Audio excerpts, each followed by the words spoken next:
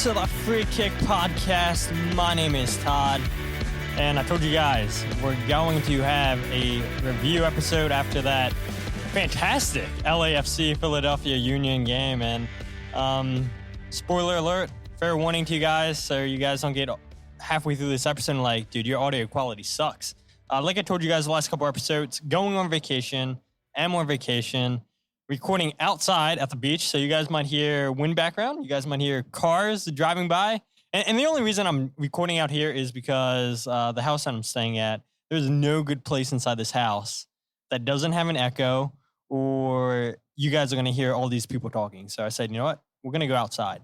And I told you guys Kyle Almoney would be joining us for this episode. Kyle is here. But hit him up last minute because, you know, that's what he does with me. Twice now.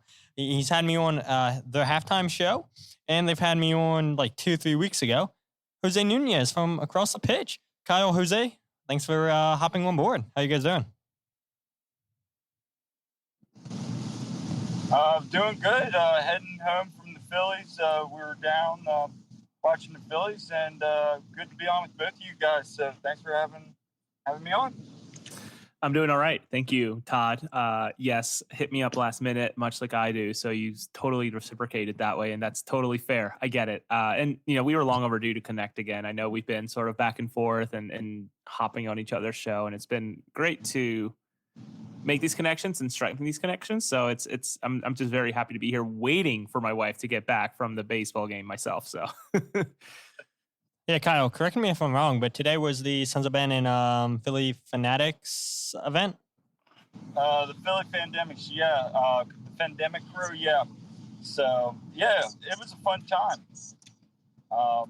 You know, one of the biggest takeaways I say is they're really good guys. I was talking to a couple of them. I was talking to a couple of the SOB members as well. It was just a fun, relaxing night. Weather, actually, considering how bad it's been this weekend, kind of held on till probably like the 8th inning. So it was a good night. And for the Phillies, hey, great win. Yeah, good win for the Phillies. Obviously, I got the name of that supporters group wrong because don't follow the Phillies, so it's all good. I'm sure I'll get busted on by some of you guys on social media, but it's all good. All is going to be forgiven. And I'm sure once the Phillies and the Orioles meet in the World Series, then some of you guys probably won't talk to me again once the Orioles win the World Series in 5. But yeah, we have a lot to talk about. I mean, you're probably saying already, what do you guys have to talk about in a 0-0 draw? Well, I'm sure, you know, we can find something to talk about, because if you guys listen to Across the Pitch, like Kyle's and Jillian, who's also in the background, they're the only show I think that doesn't go over an hour. Jose and I think we're pros out there, so we'll try not to go over an hour, but I don't know. Anytime you have Jose here, he'll keep the conversation going. So for good or for bad. That's true. It's very true. Go ahead, Kyle. I believe our pod might have gone over an hour today. Some might have broken the streak. Not sure. We might have broken the streak today. We'll see.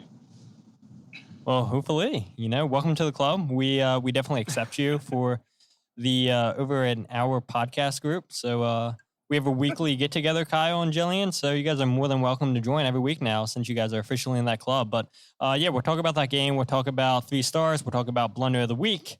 Whatever else we decide to bring up. And we'll start off with the news. There's only one news point that I want to bring up, but curious to get your guys' thoughts. But without further ado, let's go straight into the news.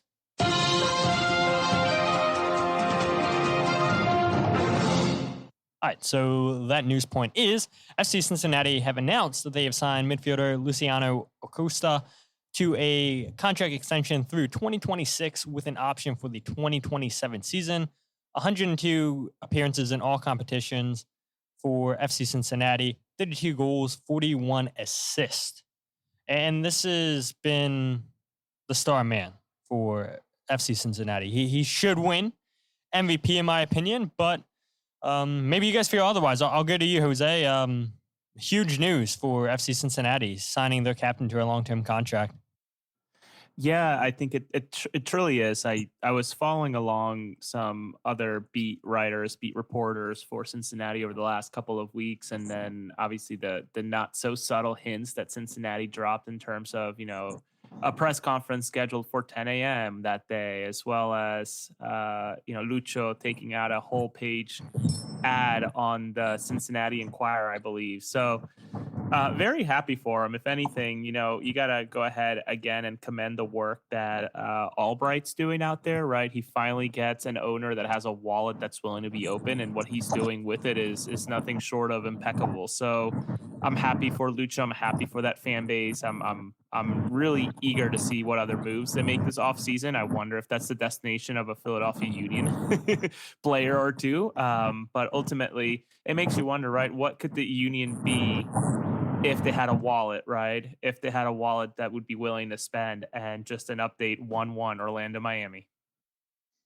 Love to see that. Kyle, your thoughts on Lucho signing a multi-year contract extension with Cincy? I mean, if you're a Cincinnati fan, it's huge. I mean, he has ever since Pat Noonan took over, he's become kind of what he was in DC, even prior to that.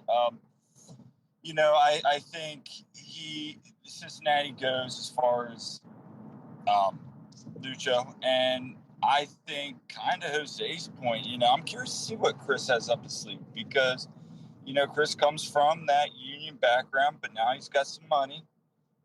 So I am curious as well to see what Cincinnati does, how they keep improving, because I remember reading something here right during the Leagues Cup that Pat Noonan made a comment that we're not dangerous yet, and maybe it was I don't even know who said, but that they're not dangerous. So if they're not dangerous yet, I want to see what is dangerous. Not as a fan, but obviously, they are going to be a lot better. I mean, it starts with Lucha.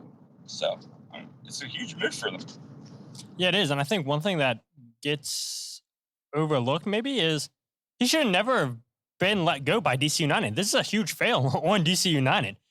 Lucio Acosta could have been, for what he is in Cincinnati, he could have been that for DC United. There's no reason why DC United should have let this player go. I know that there was rumors that, PSG were interested, and I think, he wound up in Mexico for a year, and then he's right back in MLS, and Cincinnati's the one who picks up the contract. It should have been DC United. You saw what he meant for the fan base down there. One of the small bright spots in a terrible club, and it's mistake after mistake after mistake with that club. And you see Lucho go to an Eastern Conference opponent, and he has turned around that whole franchise. And you're right, Kyle. I mean, everything goes through him. And we saw against Cincinnati 2 weeks ago now, is it, where Cincinnati, they struggled a little bit with Kubo in that 10. And just imagine if they had him against the Union. There's no way that game ends 2-2. No way whatsoever that game ends 2-2. And I remember even, I believe I told you, or I said to somebody else, Cincinnati, their attack did not look the same without him. I mean, they were, the Union kind of had them on the back foot until that second half when Pat made adjustments like Pat does. Todd, I think it's, I think you bring up a very salient point in terms of what, and I know this is not a DC United show, though. Mario Maya, who I became really good friends with, who is a beat reporter for DC United, would agree. But and to kind of go off of your show, you often talk about blunder of the week. This Lucio Acosta thing for DC United should be honestly blunder of the decade. Last 5-6 years, right? Because sure, he did not have he didn't have a as shiny or as bright of a year with Atlas out in Mexico, playing 33 games, only scoring 3 goals, but I'm sure he was showing some sort of signs. And for Cincinnati to say, yeah, we'll take a chance, or however it developed, I'm just so happy that he's back in the MLS, being maybe the first prime Argentine of the, that was here. So very, very happy for Lucho. I think he deserves it. He's a hard guy not to not like. He's every time I've watched videos of him, especially in this little rabbit hole waiting for his contract renewal or extension, I should say. Just watching interviews, hearing him talk, he absolutely loves it here in the States. He absolutely loves representing Cincinnati. And, if you add another wrinkle into the whole equation, my understanding is that he's applying for American citizenship as well. So he could be someone who's trying to find his way. And I think he would. Yeah, and he said he wouldn't mind playing for the U.S. Yeah. And if this is all true, right, and is successful in getting that citizenship, someone who I think would be on, whether it's Berhalter or, I don't know, someone else managing the team for 2026, I'm sure that Lucha would be someone that, would cast some sort of decision-making, someone to have to decide, listen, this guy's incredible in the MLS. He's done really, really good work over the last couple of years. Maybe we should bring him. So, yeah, interesting. It's a blunder of the last 5 years, certainly for DC United, a storied franchise that over the, 10 years has just really been in shambles. Yeah, absolutely. I see people on social media, and this is the last thing I'll talk about, and then we'll get into the game. Even though some of you guys are probably like, yeah, keep talking about this. There's nothing to talk about in the game. But I see people on social media all the time like joke and say, yeah, MLS should take Colorado's franchise away. Well, maybe they should take DC United's franchise away because the way that club's being run is not good. And that would have been a perfect opportunity to play the soundbite with Jim Curtin, right? But yeah, I mean, too many stars on that crest, Todd. That's the only problem, right? Too many stars on the top of that crest, unfortunately. The only issue, right? I mean, I guess it's easy when you're Chivas USA, easy to do, right? And then you become LAFC, and a couple of years later, then they finally get that star on the crest. But I guess it's a good transition, right? Mention LAFC. That's who the Union played this weekend. So there we go, Mike. I'm making Mike Barrera proud. Good transition moment right there. Yeah. Yeah, that game, as we all know, ended 0-0. And that's now 6 draws and 2 losses in all competitions against LAFC. And the first 0-0 between these two clubs. So I want to go ahead and play a soundbite from Jim Curtin talking about that stat right there. And we'll go ahead and discuss that. Whenever you think you have this game figured out and you see the 3-3, 4-3 games that we've played against them or whatever they might be, you can have a night like tonight. And again, I don't make excuses, guys, but the elements play a role, right? When that wind is going, when we're going in the first half, it looks pretty good, and we're passing and we're keeping them pinned in quite a bit. And then the second half, it shifts because there's a 35-mile-an-hour wind and rain. And I know it probably to the people on TV, they didn't feel that, but the people in the stadium know just how ugly the elements can make a game. So that part's unfortunate. Again, 0-0, probably nobody signed up for tonight if they would have guessed what the score would be, but it happens, and we kind of canceled each other out, like you mentioned. Yeah, the elements last night were not pretty at all for all who bared the weather, and it was funny too, sitting in the press box, like sometimes with the way that the wind's blowing, you got the wind and the rain just blowing right at you, and I'm like, dude, this sucks. Like, I mean, obviously I'm not out in the stands where these people are getting drenched, but still suck nonetheless. It's like, man, I said to Pete Andrews and Skylar Hoffner, I was like, okay, I know the San Jose game a couple years ago was really cold, but this kind of feels colder because yes, I was bundled up for that game, but we're not used to how cold this is with the wind. And it was not enjoyable, even sitting in the press box. And maybe we all should have taken the Jose approach and decided to sit out for that game, right, Jose? I did. I compromised with my wife. I'm going to be busy in mid-October going to do the Germany-Mexico game. So I had to give one up. So I figured this LAFC one in the middle of the rain was going to be the one. It's a good decision to sit out a game that ended 0-0 with terrible weather. And congrats to you. Yeah, right. I mean, I think you've talked about that last episode on your podcast, going to the Germany-Mexico game. So for people that haven't heard that announcement, seen it on Twitter yet, that's big ups to Jose. So congratulations, Jose, talking to Julian Nagelsmann and Thomas Mueller, maybe, and whoever else Germany decides to come over. So that's a big get for you, dude. And your coverage, I mean, here we go. We're going to go ahead and turn this into a slob fest for Jose. But I mean, like, dude, Your coverage has been great, and it's well deserved all the honor and the praise that people give you for just the coverage that you give. And so I'm sure you got us one good soundbite this season. Maybe you get us something else good from the Mexico Germany game here in Philadelphia in a couple of weeks. But Jim Curtin talked about the elements last night, and yes, I do think that played a huge factor in the game last night. But this still didn't feel like a Philadelphia Union LAFC game to me. And Jim Curtin talked about, the amount of games both teams have played, and I'll play a soundbite about that here in a bit. But I don't know, like, even coming into this game, I wasn't excited for it. It's like hearing people before the game saying, oh, this is a revenge game. I don't think last night was any sort of a revenge game. It's like, you want a revenge? You had your opportunity in the CONCACAF Champions Cup in the semifinals. If you win that, then you go to a final. You want revenge?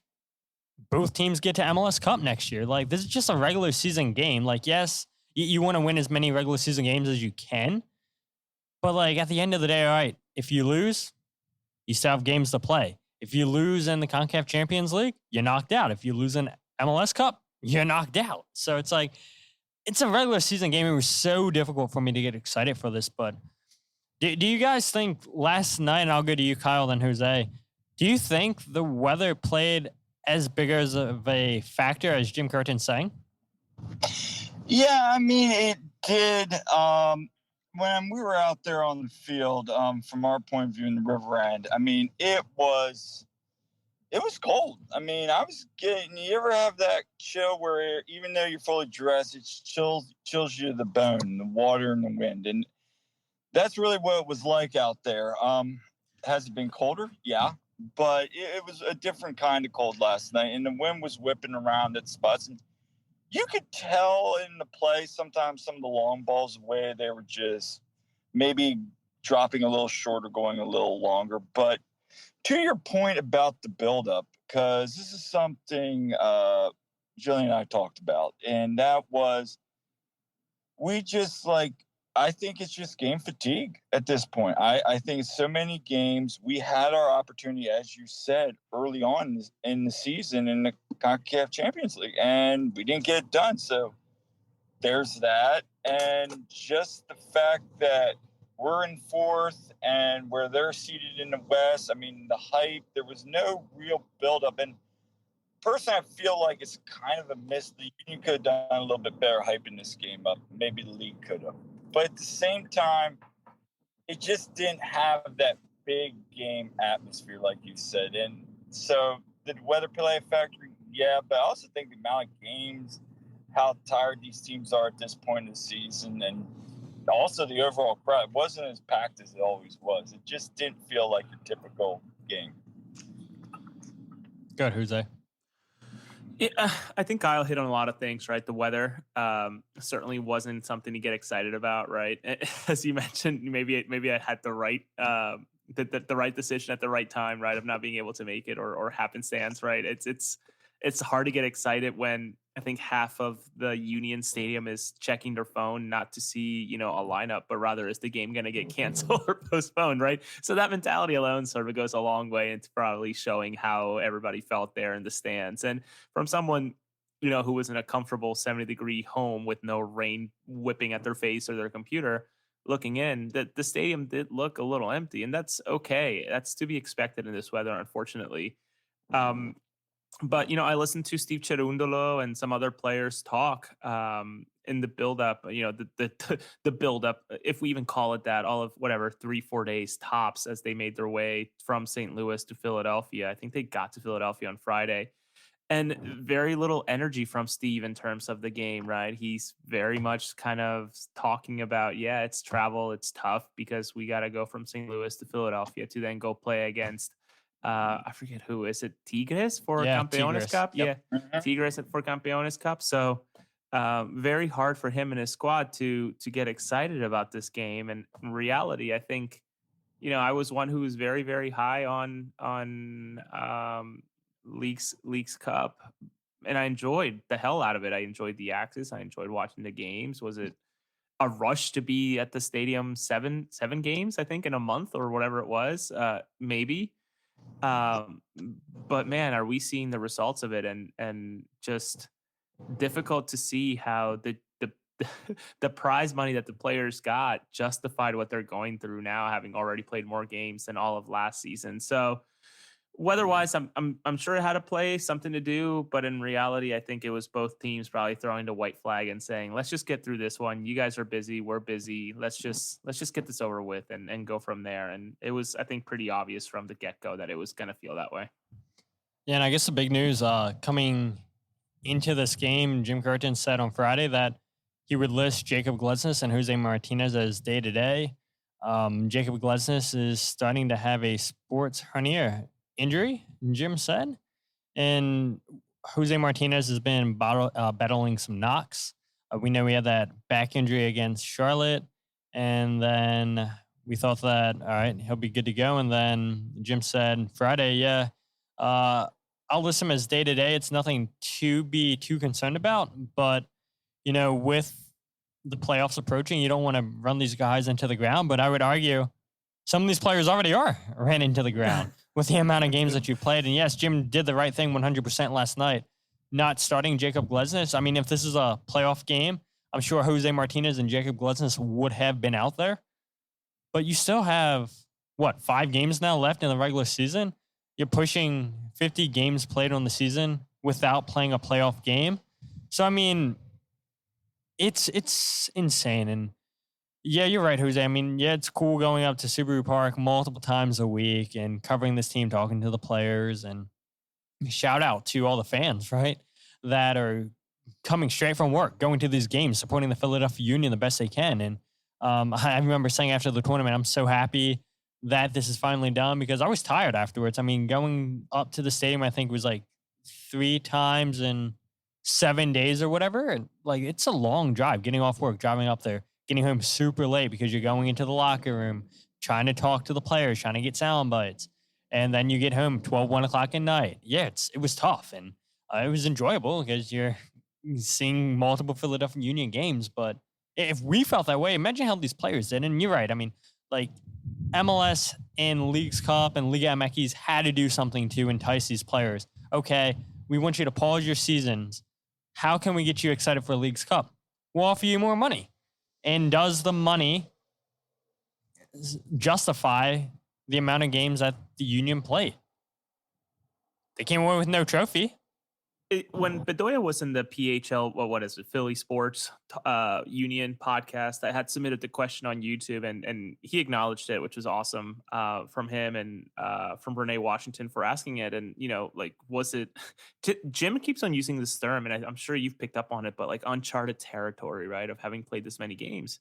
So let's toss it to the captain, right? Was the money worth to you being in this uncharted territory? And honestly, what I got from that soundbite, or that bit that Bedoya talked for, it was close to 2 minutes, which I was surprised that he went on for that long, was that but it should have been higher for us, considering that everybody else who got a cut was in a boardroom or wearing a suit or not involved. So yeah, I can tell that he's probably frustrated. I think he tried to tiptoe the line to not get himself in trouble, but also sort of, make a point that it probably should have been bigger or not had happened at all.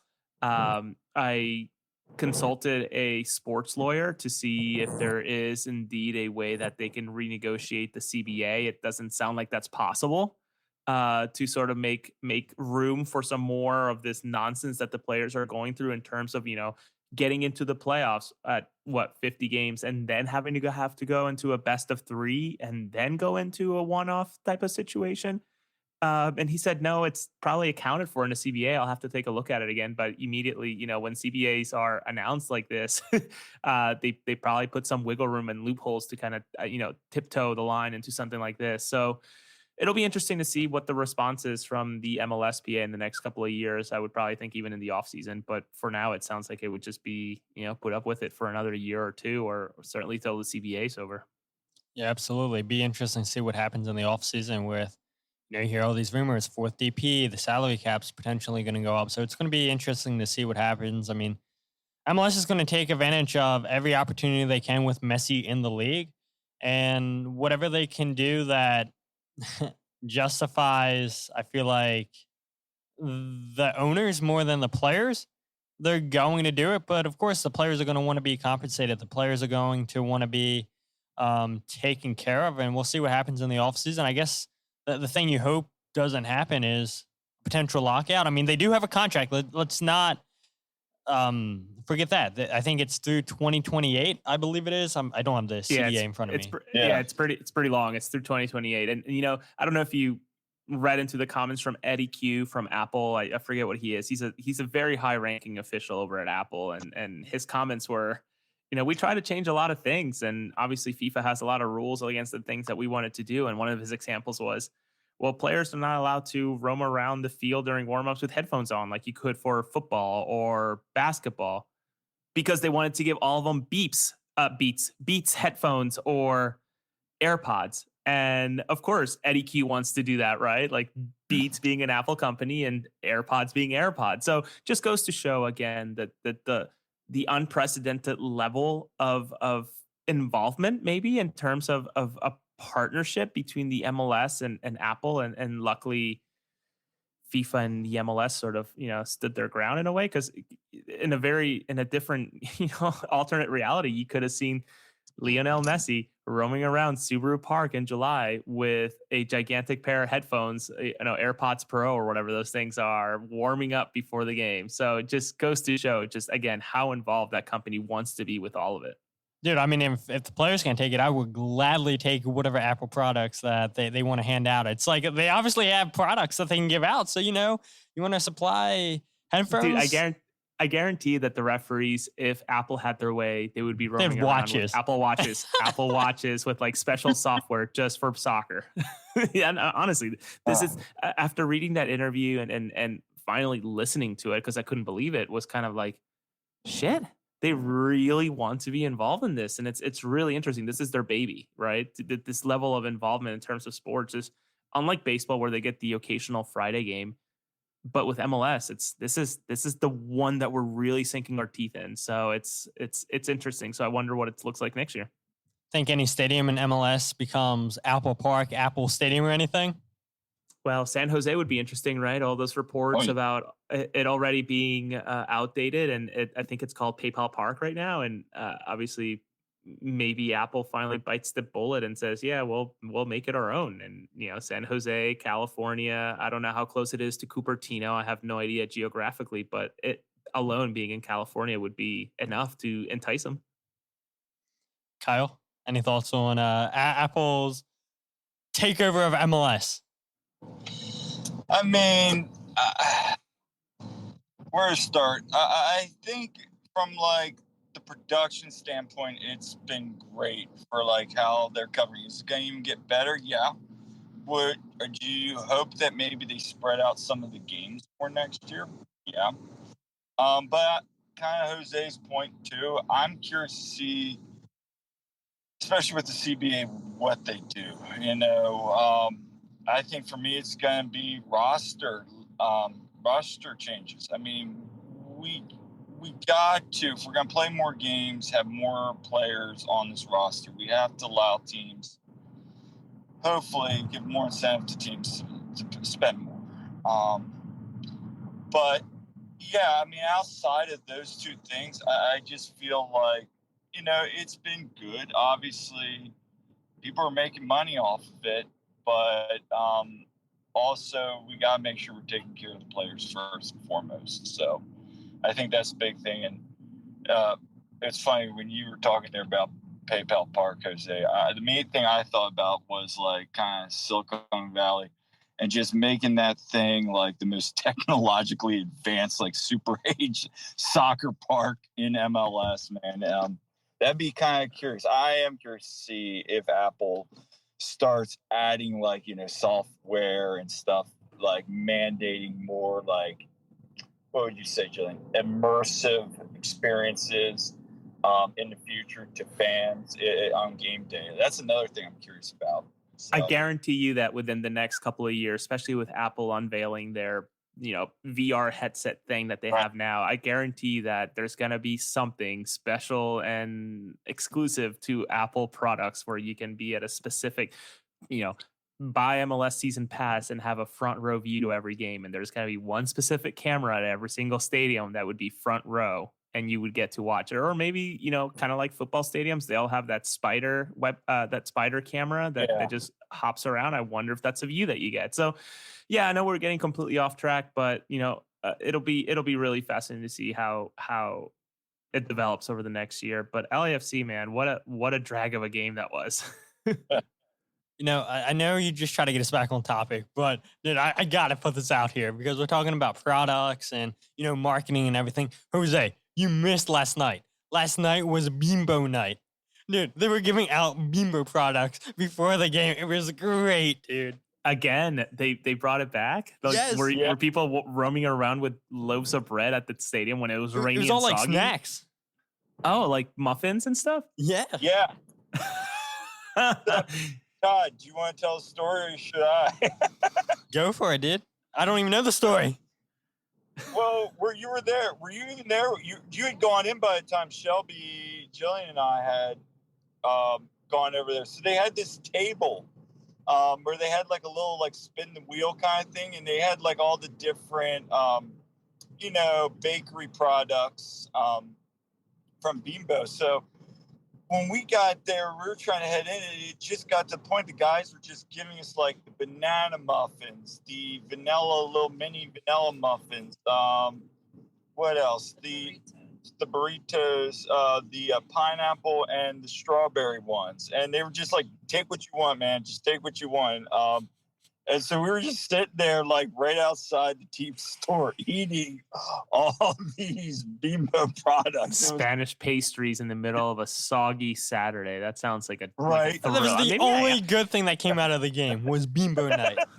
Maybe I'm glad I stayed home because this sounds A, disgusting, and B, what a boring game. So I saw the table that you're talking about, Kyle.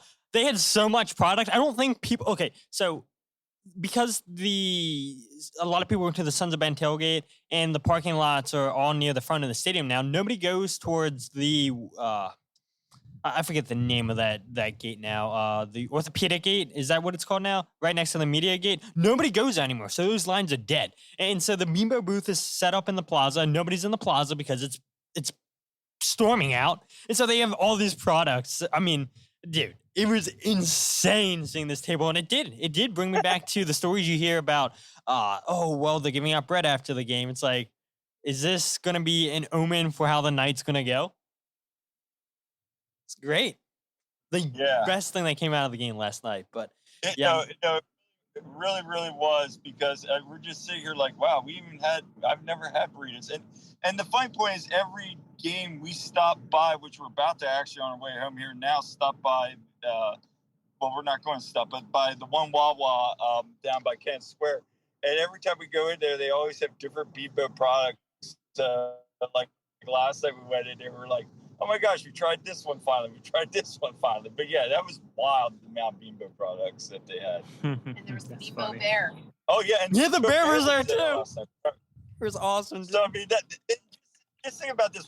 We're spending more time talking about the Bimbo bear and product than we are about the actual game. Yes. How boring it was.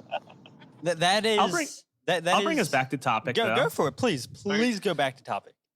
I'd like to maybe put this out there because I don't know how many people were in that press conference room yesterday. It sounded like a lot of questions, though I can hardly hear most of you when you're in there, right? The microphones are not great, especially as I'm trying to like, okay, what am I going to ask? I don't know what you all asked, but I'm going to ask it anyways. They didn't get to Zoom. You guys asked plenty of questions, but when you think about LAFC and maybe Jim's, opening statement, right? Talking about the weather, talking about the bodies, talking about the lack of hype up for this match, et cetera, et cetera. Can we talk about, how much, how he seems to like purposely avoid making substitutions, especially when he talks and belly aches a lot about, bodies needing rotation. Think about it, right? During that press conference, and if you haven't watched it, someone on Reddit has been posting the entire thing, which, kudos to them. If you really want to sit through them, feel free. I know I typically try to grab one or two snippets that are actually worthwhile. Everything else, sometimes it's just, stuff that isn't really worth, listening for 4 minutes or whatever. But, Jim had talked about needing to rotate bodies, needing to et cetera, but then he also let out we made substitutions to counter the substitutions that they were making. But then I'm thinking to myself, well, Jim, you've been belly aching about match congestion. You've been belly aching about bodies being tired, injuries, etc. So was it really always his game plan to make substitutions with 10 minutes to go? Because to me, that sounds pretty poor, especially if you have 3-4 windows to do it. And he left 2 subs unused. Sure, maybe you leave one for, in case Andre gets hurt. But beyond that, why are we bringing new bodies in the 80th minute and not the 65th or the 60th to rotate bodies? And also, how criminal is it that Bedoya played all 90? Poor guy. Dude, and it's not even that. So Skylar and Peter, they were like, what is Jim doing? The 79th minute, you bring in Quinn Sullivan, and then, all right, a minute later, we're going to bring in another substitute. Why didn't you put them both out there at the same time? Quinn Sullivan and Chris Donovan. It made no sense. Tiber Rebo comes on at halftime because Julian Carranza, in the concussion protocol, passed the field test, Jim Curtin said, but then when it got to the halftime, Julian's like, yeah, I feel dizzy. And as soon as he's saying, I'm dizzy, all right, you're not messing with that anymore. But it's strange, right? I mean, if Julian's feeling dizzy, how did he pass the concussion test on the field to begin with? But I'll answer your question first, Jose. Yeah, I mean, people always complain about the subs by Jim Curtin. Given Quinn Sullivan 11 minutes against to make LAFC, a difference. that's criminal. Look what he did against Charlotte. A goal in the play that led to the penalty. And you give him 11 minutes? It makes zero sense to me. I'm not off base here, right? I'm making some sense, right? At all. No, you're not off base here at all. Because I was talking to my wife actually in terms of I was actually walking through it. This is what I was going to ask. I didn't get a chance. I might follow up on it, but hear me out. How do you throw in the guy who flipped that game against Charlotte upside down? Only 11 minutes to go out and run. And what really would have pissed me off, and maybe I need to detach myself from it, but if Quinn Sullivan would have been part of Union 2 today, that would really set me off. But luckily he was able to, maybe he played 11 minutes was enough to not send them to play with the Union 2. I don't know how they decide that. But nonetheless, just really bizarre, especially when, again, we continue to talk about the match congestion. We continue to talk about the injuries. We continue to talk about the congestion in matches, et cetera, whatever. But you're not bringing in subs in the 60th minute. Was it really your plan all along to wait till the 79th? And sure, you were forced your hand. And I wonder if Carranza was okay, no dizziness or whatever, no concussion from, that hit from, was it Long, right? Long. He should have been sent off. Yeah. Yes. But was that really your plan? Had Carranza not gotten injured, were you really waiting till the 79th minute to make subs? Because to me, that seems weird. And what's the point of, again, the acquisition of Torres and Matt Real on the bench? And why do we even bother to bring Raffanello into the bench? I get that there are contingencies and whatnot, but I don't know, man. I feel like there's some question and some criticism to be given, and I think he would be understanding, but also may have an answer that we're not thinking about. Right. Yeah, it's a strange one. I mean, I don't get it. Why you leave Quinn Sullivan so late on the bench after the Union would have lost the game against Charlotte if it wasn't for Quinn Sullivan. And Charlotte didn't even play great either, right? I think we can all admit that. But the Union played worse than Charlotte. But it's because it's Charlotte that they let the Union back into the game. Last episode, I talked about the stats, how many goals that Charlotte have given up in the 88th minute or later. Shout out to Kyle for digging up those stats. But I don't know. I mean, I feel like we complain about the subs every single time, whether it be on social media, we bring it up on podcasts. And it's the definition of insanity, right? Right? Yeah. Yeah. I mean, I'm not here complaining about the bodies going in. To me, sure, that has something to be said, but I'm more concerned or more interested in hearing his answer, his answer on, is it always, or was it always your game plan and in bringing bodies that late? And if so, why? Why only 10 minutes. I think about, his comment a couple of press conferences ago about the service that Glesnes breaking his 101 match streak, finally getting a break.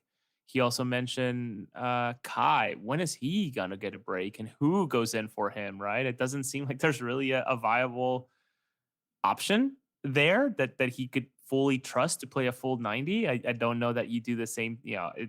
We can look at Atlanta earlier in the year and what a mess that was out in Atlanta, but like just a lot of questions to be asked about that in terms of the timing, never mind the personnel. It makes you wonder, once this season's all said and done, I think fans and certainly us as, journalists probably have to ask some hard questions of, do you feel like this transfer strategy of 4 bodies, 3 within intra MLS squads and 1 from an international team worked? Because right now it feels like it's been nothing but a failure in terms of the bodies that came in.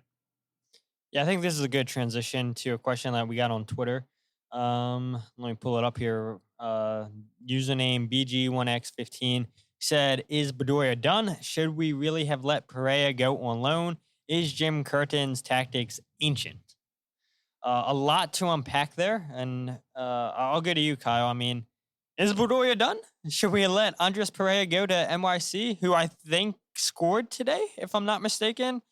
And then is Jim Curtin's tactics done? Let's start off with Bedoya. So with Bedoya, I still think Bedoya has value in this team.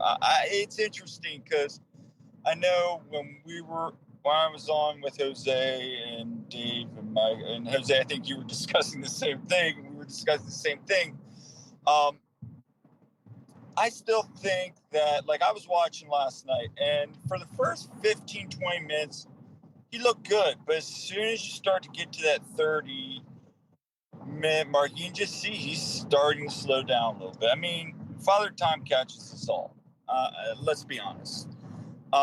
Having said that, he still has value in the sense of he creates chances. And I thought, again, when he's on that field, he is a difference maker.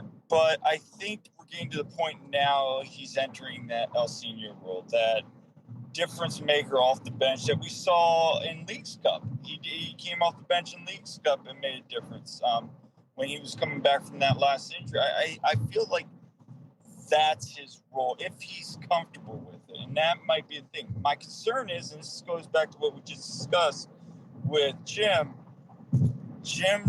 I still think wants him to be the captain and still sees him as this 90-minute Ironman, which at his age, his body, I mean, I'd like to see him get a little bit more rest, just because he is important when he's in there, but I think it's time to start moving in a different direction, if that makes sense. And then for Pereira, should we have gotten rid of Pereira?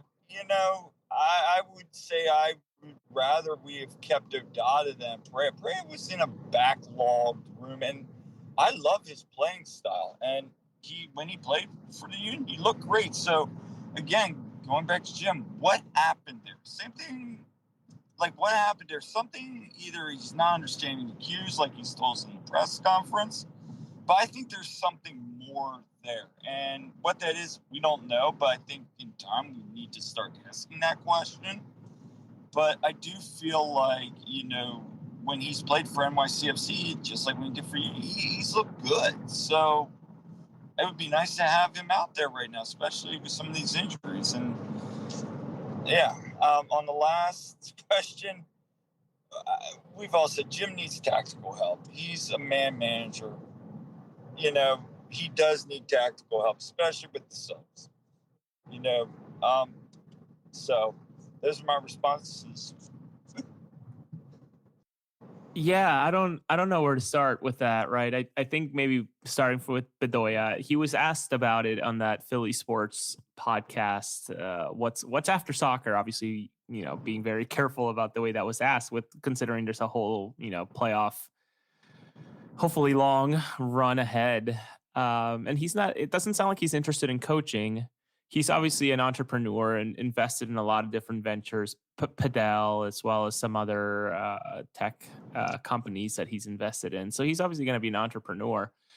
But in terms of, his role in this team, making, a base salary over $700,000 and, overall compensation over $1 million for a man that's making $26K a month or per week, I should say.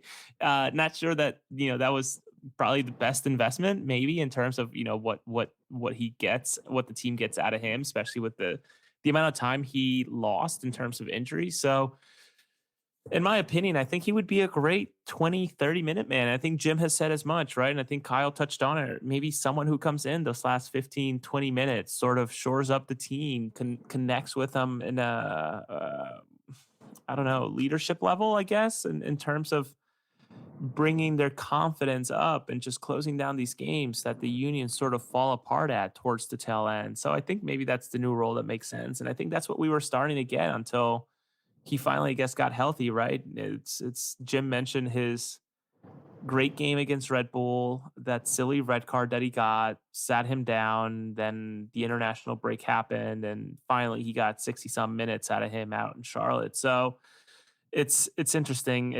I wonder what his role will be, and if Jim is willing to, or really Ali's willing to take a back seat after all these years of being sort of the keystone of it all, with Blake and Glesnes, Elliott, etc. What was the other question? Jim being Jim's tactics, and then should we have loaned out Andres Pereira? Andres Pereira, I think that's a hard no. I think I don't know, and I gut feeling and total speculation, nothing that I know, and I don't think you guys know anything more than I do. And it sounds like, the answer we got was that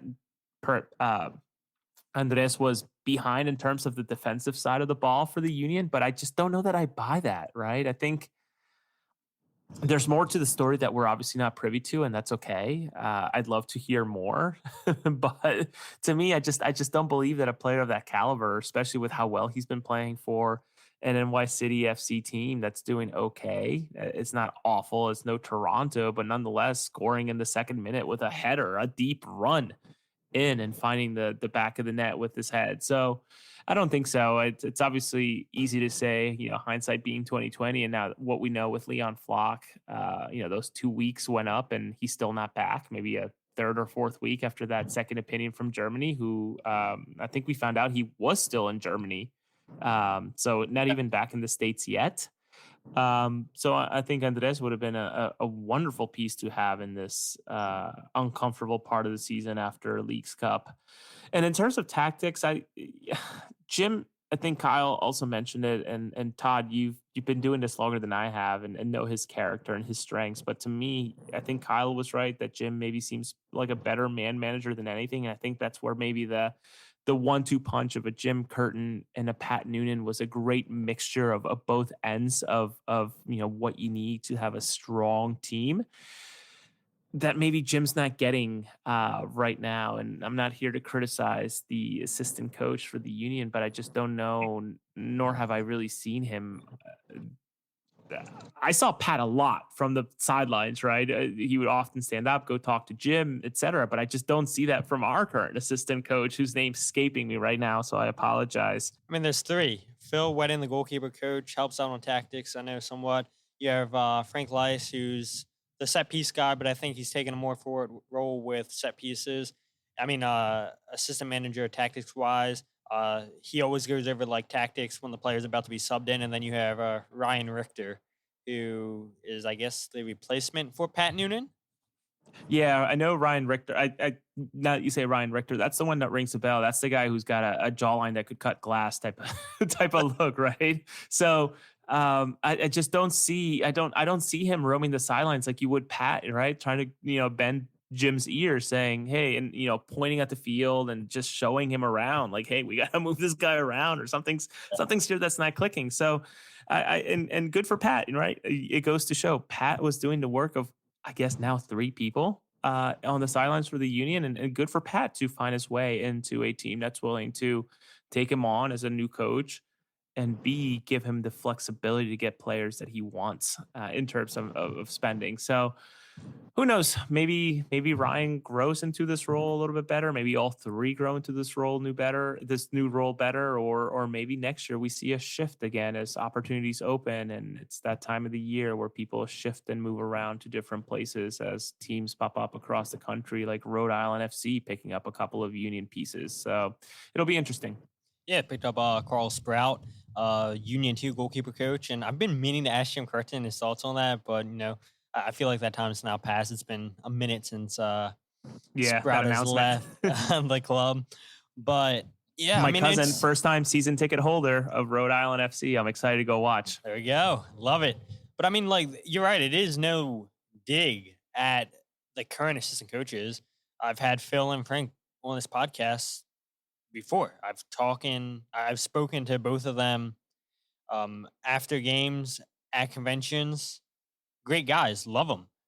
But I think that talks about the work that Pat Noonan does. And the thing that Pat was learning when he was here in Philadelphia is how to be a man manager. And what better coach to learn from than Jim Curtin? And Cincinnati have a great one. And this isn't, again, a knock on Jim Curtin either. But Pat Noonan's a special guy. And he deserves a lot of credit what's going on in Cincinnati. There are pieces on that roster that those Cincinnati players, and one player that comes to my mind is Kubo. They did not want him on the team anymore, a DP player that was not working out.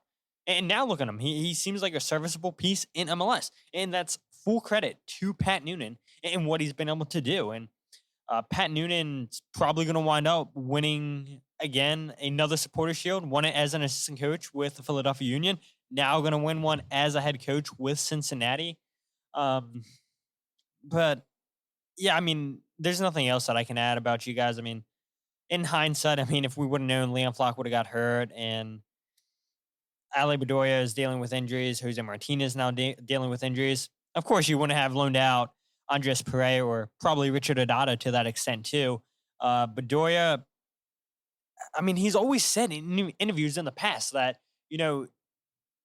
he's not going to let the people behind him take his spot easily. He's going to keep trying 100% in practice. And until they can prove that the spot's theirs, he's not letting up. And yes, I'm sure part of it is that is the club captain, and it's hard to put your club captain on the bench. But there comes a point where you got to look what's best for the team. And you're right, Kyle, 2 goals off the bench in Leagues Cup. When this team needs a spark off the bench, we talked about it last episode. Quinn Sullivan should be that. And he comes in for 11 minutes against LAFC. Not enough time to do anything.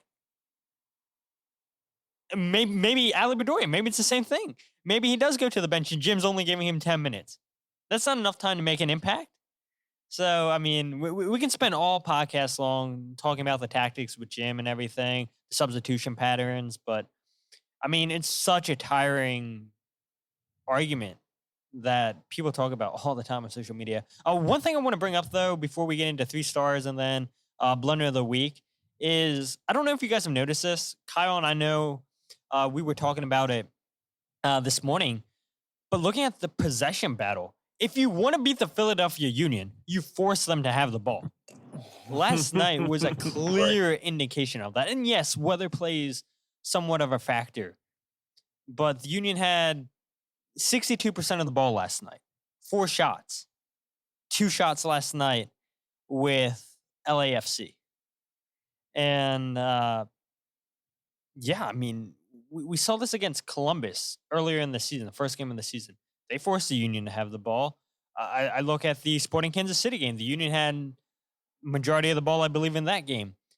They had close to 50% in the 0-0 draw against DC United at home back in May, I want to say.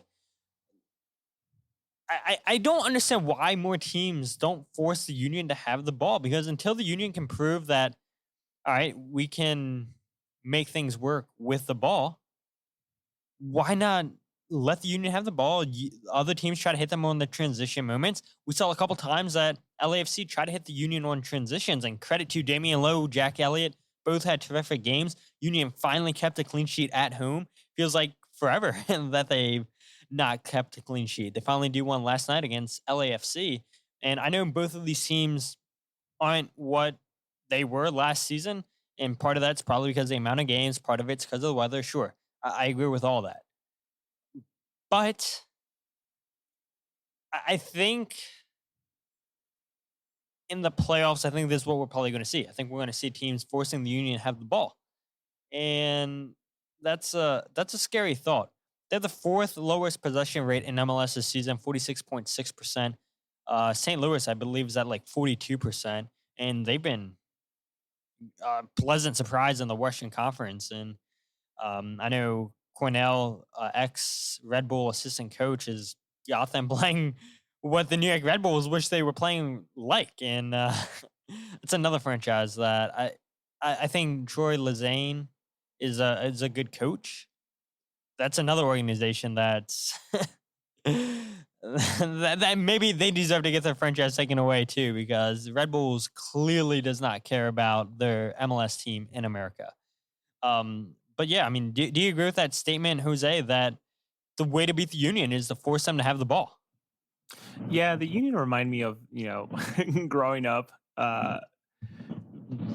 watching a lot of kids go through this, or even myself, putting a kid up on the stand and giving him a moment to shine, but not really knowing what to do. And they just kind of play with their hands and just like, I don't know what to do. Like, the spotlight's mine, but I have no clue what to do. It's very much what the Union do with the ball. They just have no idea what to do with that type of possession. And I think the Union are best, or have been best. And Todd and Kyle, you guys are Excel sheet experts and statistical experts, or a lot further than I am in terms of that. But it seems like the Union are best when they have a 30% or 40% possession and are able to counterattack. Or the reason they have that low of possession is because they're putting the ball in the back of the net and not keeping the ball that long because of goal kicks, et cetera, or kickoffs, et cetera. So no, I think you're right. It's the way to beat the Union is to say, come at us. I mean, you don't have to look much further to, again, probably the best final to have ever been played, where LAFC kind of, that, especially that first half, really let the Union keep possession last year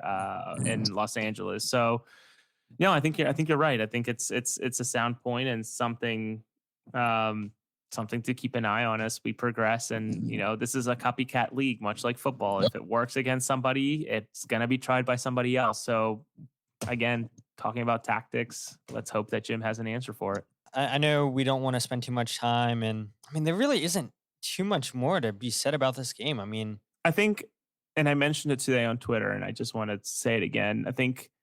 I don't want to say that it was earned, but certainly taken by Jesus Bueno. What a great opportunity for him as he continues to rebuild his stock leading to the Brazil and Chile games in just a couple of weeks' time. I talked to him with Robert Vinces of Roberto Vinces, I should say, from WFMC in Berks County, and asked him, how do you feel? And it was tough for him. It was really tough for him to be called up to the national team for the first time ever and be dropped because of a silly injury during practice. Not even match, not even, like warm-ups of the game, just the practice before they got to their final flight to Barranquilla to be sent home. Just a very difficult situation, but he took the opportunity to actually make the best of it. And I hope that he continues to give Jim some headaches in terms of when you try to think of the bodies that go in,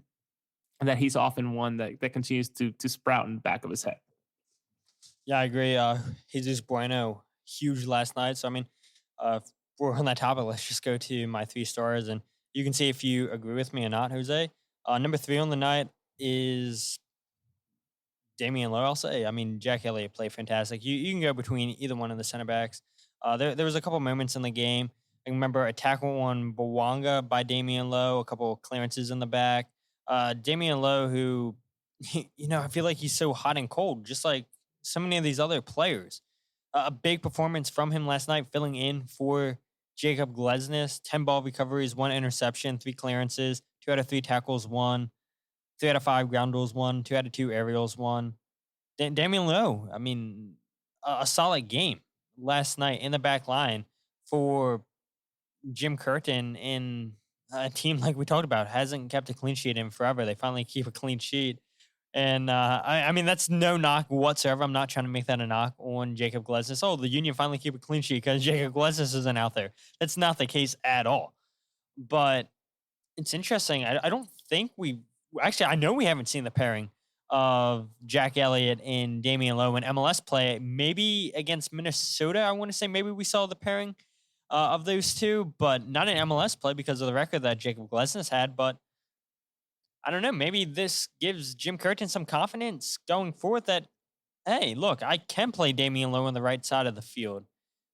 He paired well with Nate Harriel on that right side of the field, with Bwanga when he came on at halftime, with Jack Elliott and Kai Wagner on the left side. I feel like both of them played well. Defensively, the Union played well. And I think it's funny, too, that whoever runs the MLS social media accounts, they said, oh, both goalkeepers showed out in this game. No, they didn't.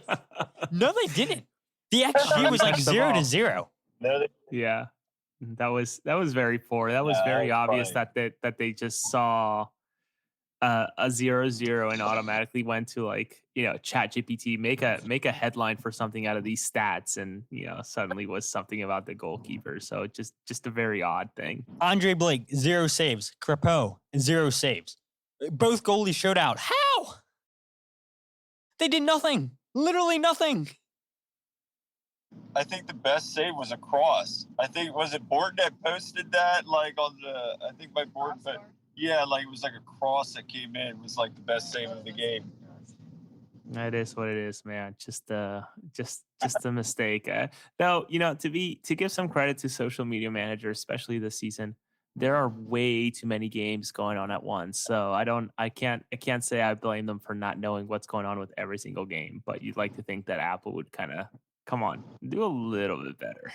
For sure. All right, on my list for number 2, Jesus Bueno, you mentioned him. 60 out of 67 passes completed, 5 passes into the final third, 4 out of 5 tackles, 1, 6 interceptions, 13 ball recoveries, 7 out of 16 ground duels, 1, 2 out of 2 aerials, 1. The only thing that I don't think he was great at last night, he got dispossessed a couple times, 3 times, got dribbled by 4 times.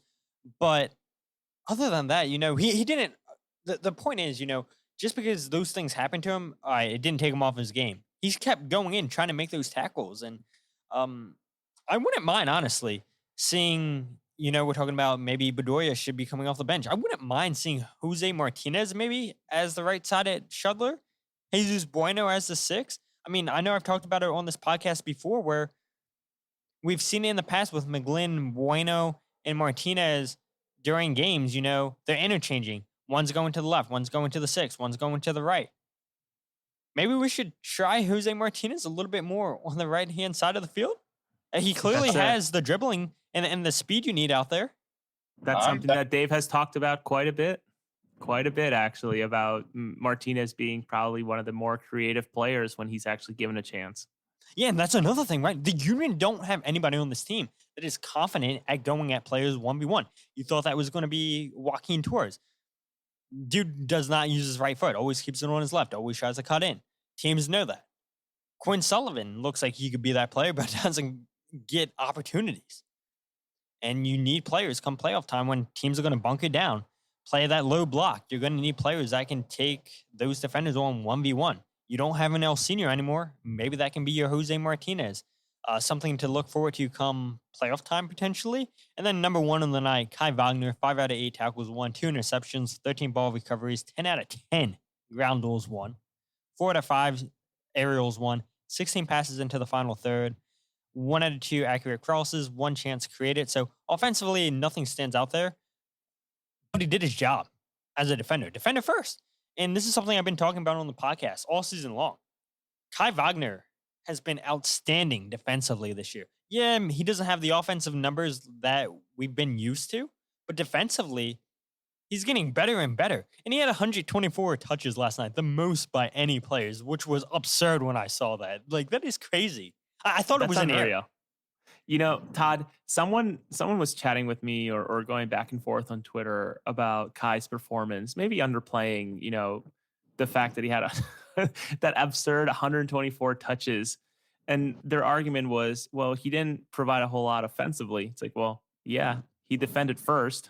Like, what else did you want from the guy, right? Like, going up against the MLS Cup champions, the reigning ones at least, playing the ball, if any crosses whatsoever, to a concussed Carranza and a Mikel Ua that to me felt a little lost throughout the game, and someone who's brand new to the team, and Ty Baribo only playing his fourth or fifth game at this point after short minutes / not really getting an opportunity to get accustomed to his teammates.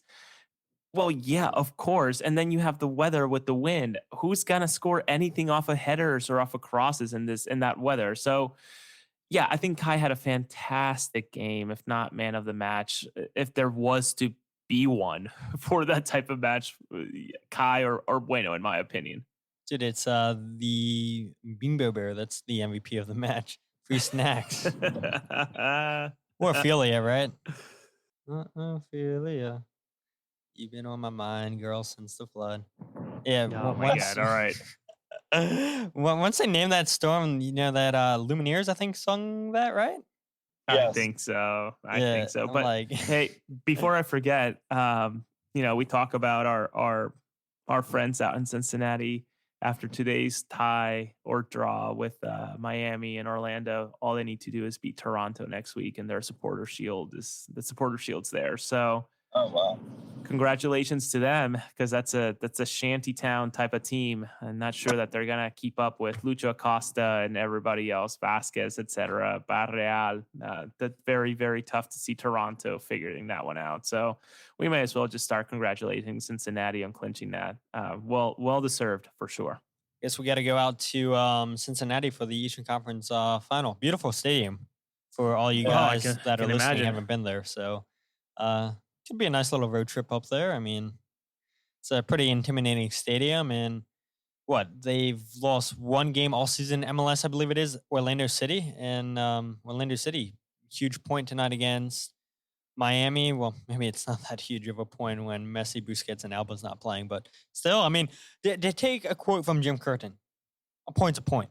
So there's guys down there. And in Florida, I guess we'll be happy with their point. But that was 3 stars of the night. And let's quickly go with Blunder of the Week. And I couldn't think of any better situation other than giving it to myself for this great sound quality I'm giving you guys. But that is not going to be Blunder of the Week. Blunder of the Week is going to go to New York City's midfielder, Richie Ledezma, for violent conduct. What did he do?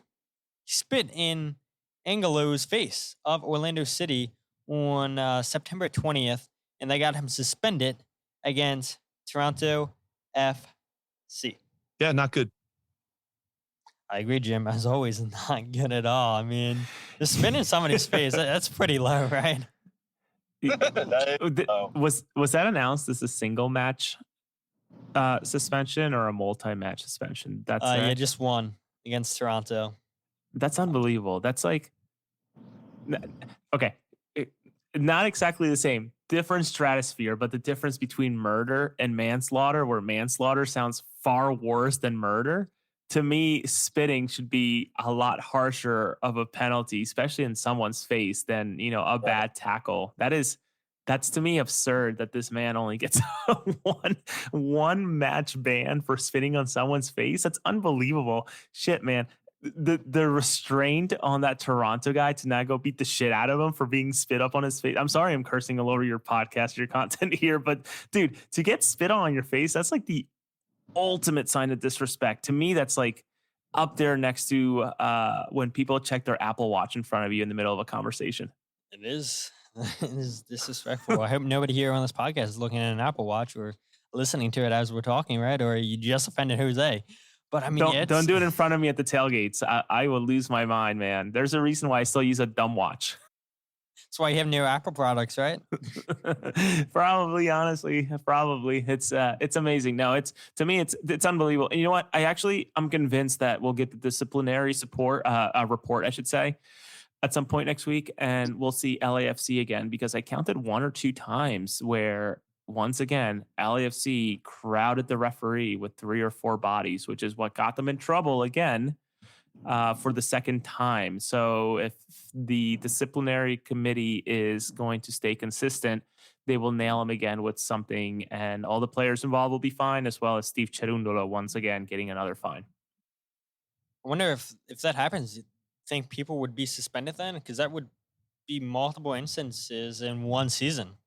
Well, Steve is the one who got fined and mentioned for it being multiple times. I'm not sure if that applies to him in terms of a suspension, but this latest time it named specifically the players of Chiellini and whoever else was around the last time. So I can't remember who was around the referee. Hopefully I'm not mistaken, but it did seem like there were a couple of situations where the players surrounded the referee against this match in Philadelphia. Yeah. We'll see what happens. But Jose, Kyle, thank you guys both for coming on. And I'll be honest, because if these guys didn't come on, I probably wouldn't have given you guys a podcast, especially after a 0-0 draw. I mean, you guys just listened to this episode. Like, I feel like we barely talked about the game. So, I mean, that's my fault. No, this is perfect because I'm looking at my notes and we covered pretty much everything I wanted to talk about. I mean, I don't know if there's anything else you guys want to talk about, but I'm like, there's just not much to talk about in a 0-0 game where the weather plays a big factor. Okay, yes, people want to complain about the subs. I know we talked about that. Quinn Sullivan should have played more. Okay, yes, that's an issue. It's like, I don't know, man. It feels like my internal clock is ticking in terms of this season should be over by now. And yes, it's obvious in terms of games played, but even my body's telling me, like, why are we not in playoffs? Right?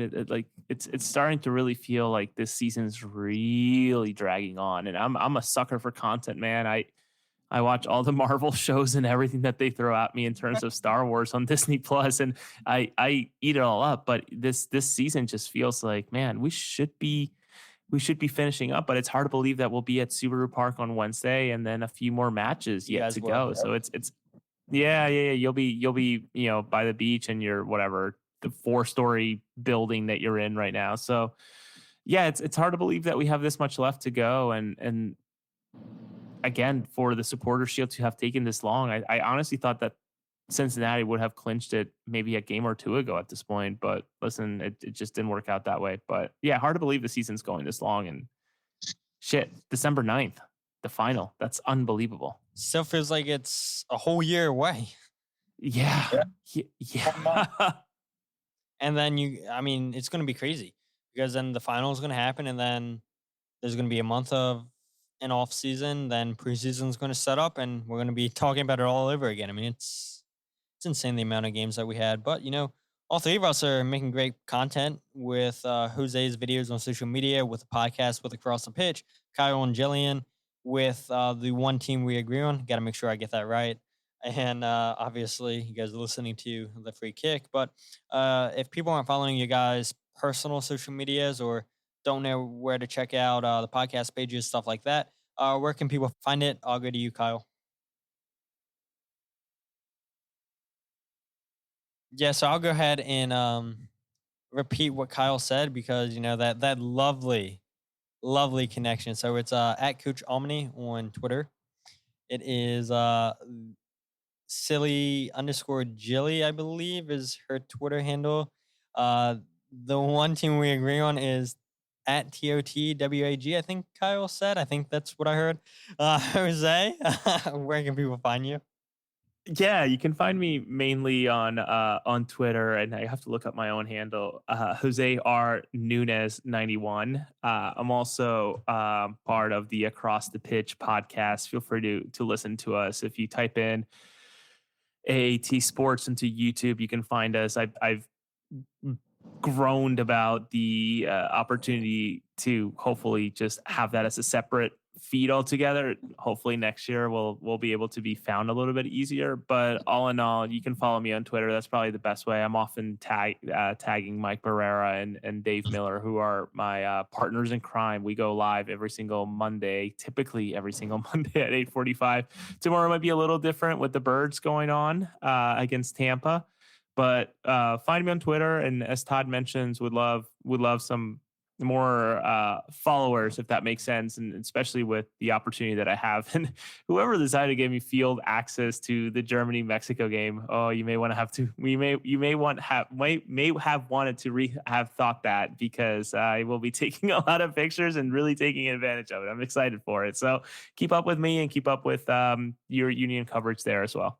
Evan, follow the podcast on Twitter, Instagram, and Facebook at Free Kick Pod, where we get your podcast, A Free Kick. Be sure to like, subscribe, and share. And we'll see if we do a YouTube video. I mean, there's not much to really break down, but it's youtube.com/Free Kick Pod. And again, just thank you, Jose, Kyle, and Jillian, for joining the podcast.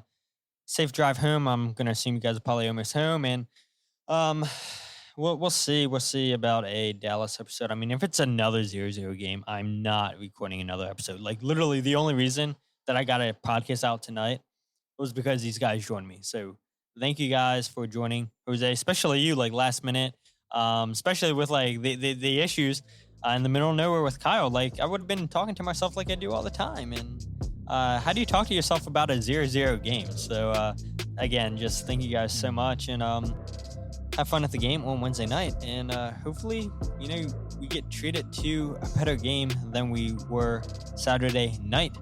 But until then, my name is Todd, and this is the Free Kick Podcast.